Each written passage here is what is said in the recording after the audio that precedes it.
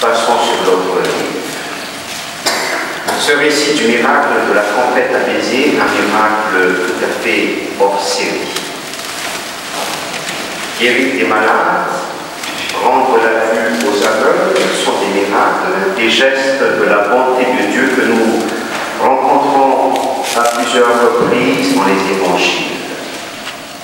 Par contre, maîtriser les flots de la mer, c'est un épisode tout à fait unique et singulier qui n'a pas manqué de retenir l'attention des disciples. En effet, les disciples ont dû y voir la puissance du Christ qui consiste à calmer une tempête, mais parce que, avec le regard qui leur était donné par l'Esprit Saint sur le ministère de Jésus, ils ont dû comprendre à quel point ce miracle rendait compte pour l'essentiel de la situation de l'homme et de l'Église dans l'attente du retour du Christ. Passons sur l'autre rive. À l'Ascension, aux disciples qui restent les yeux rivés vers le ciel, l'ange les invite à retrouver leur vie ordinaire. Et c'est là, leur dit-il, que le Seigneur les attend. On aurait donc tort de chercher Dieu sur l'autre rive, au ciel, ou de le situer dans des régions inaccessibles. Ce sont les propriétaires de sagesse, les philosophes, qui l'ont ainsi éloigné pour mieux asseoir leur autorité. En Christ, si Dieu est né sur la terre, c'est bien parce qu'il voulait établir sa demeure parmi les vivants. Passons sur l'autre rive. De quelle rive s'agit-il? Dieu n'est pas au ciel, parce que c'est sur la terre qu'il se tient discret, incognito, caché. C'est là, au creux de notre vie. C'est là aussi notre rive, au creux de notre vie, qu'il faut partir à sa recherche. Très souvent, la démarche spirituelle tend à proposer à l'être humain de s'élever vers Dieu, vers un monde spirituel qui nous permettrait de prendre la distance, de la hauteur par rapport à notre réalité terrestre mondaine.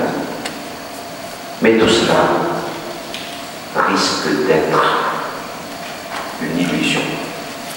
Mortels nous sommes, humains nous sommes, terriens nous sommes, c'est là, au cœur de notre réalité, de nos faiblesses, de nos limites, que nous devons vivre et agir, aimer et servir. Mais c'est là aussi que nous devons chercher Dieu dans l'amour et dans le service.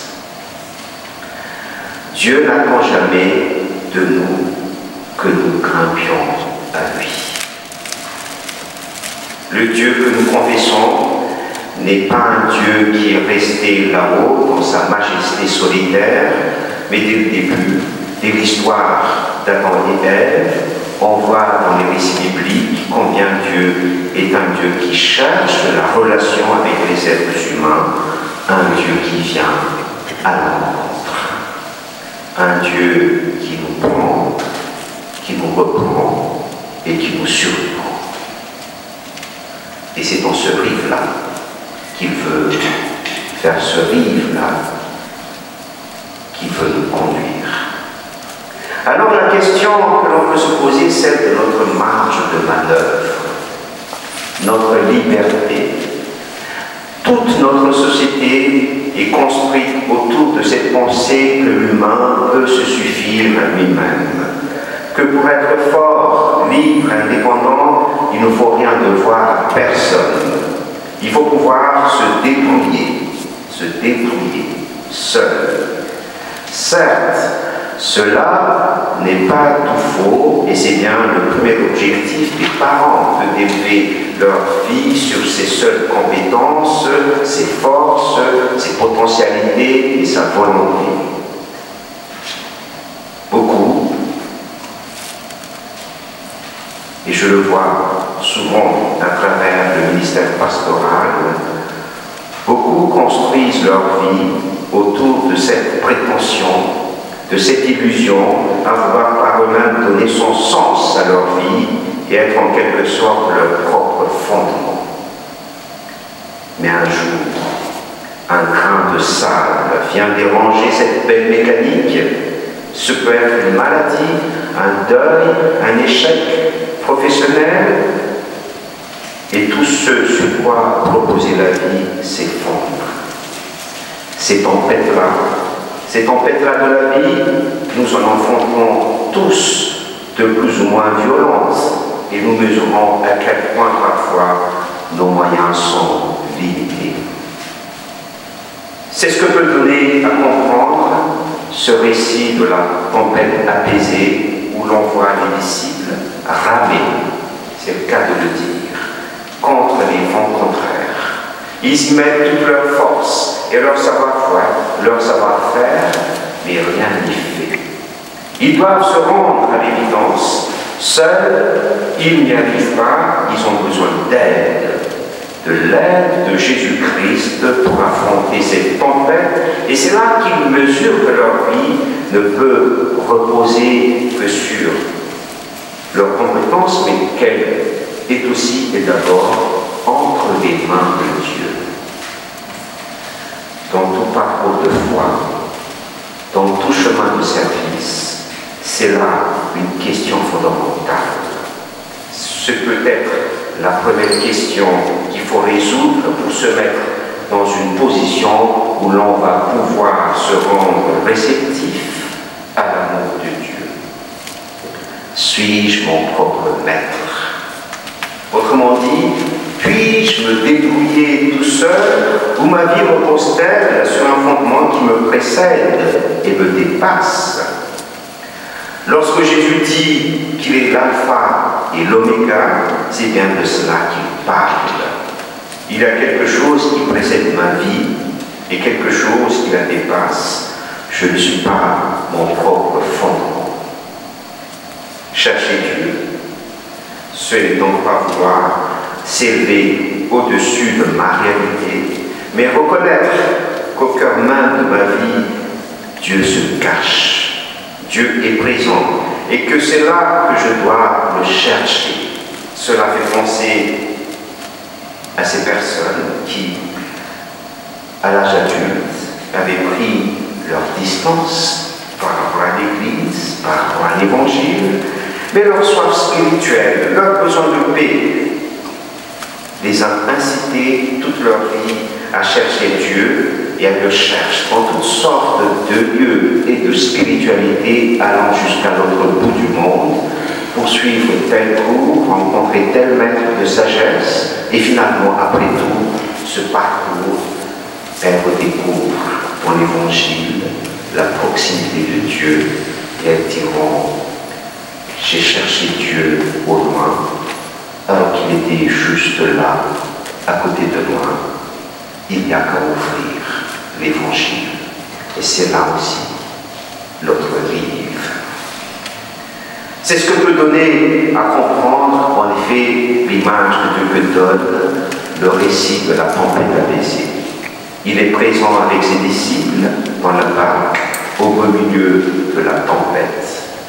Il aurait pu rester à quai et le regarder se débrouiller seul face à la tempête.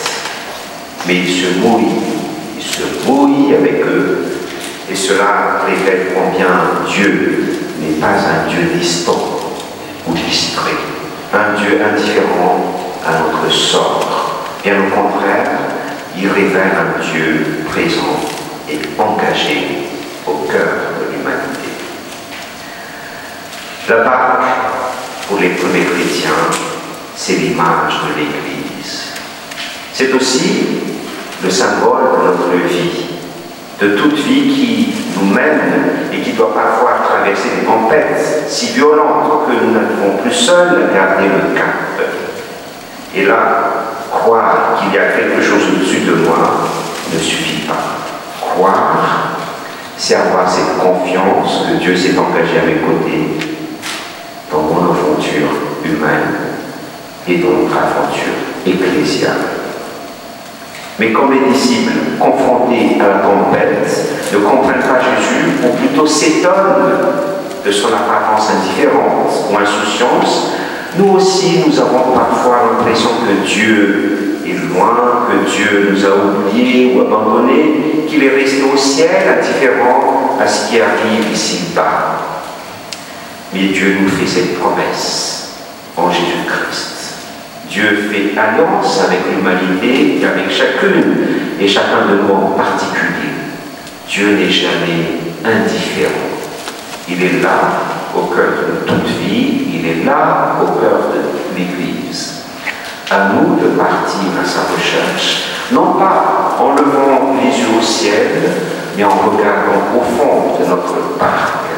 Alors je vous le concède bien volontiers, chercher Dieu n'est pas facile, servir Dieu n'est pas évident, le trouver encore plus difficile, l'aimer encore très douloureux.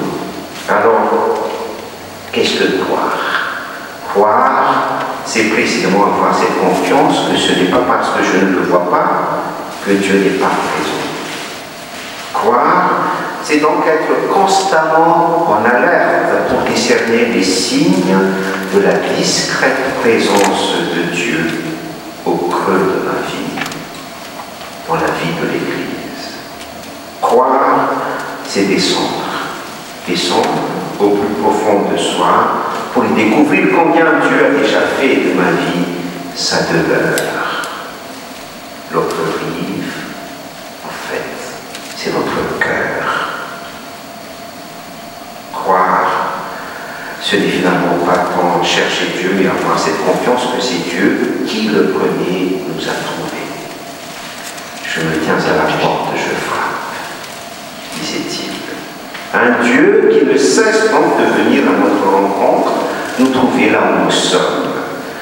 Nous n'avons pas le choix d'être aimés par Dieu, nous n'avons pas le choix de laisser Dieu nous approcher, un Dieu qui se tient proche sans pour autant forcer notre porte.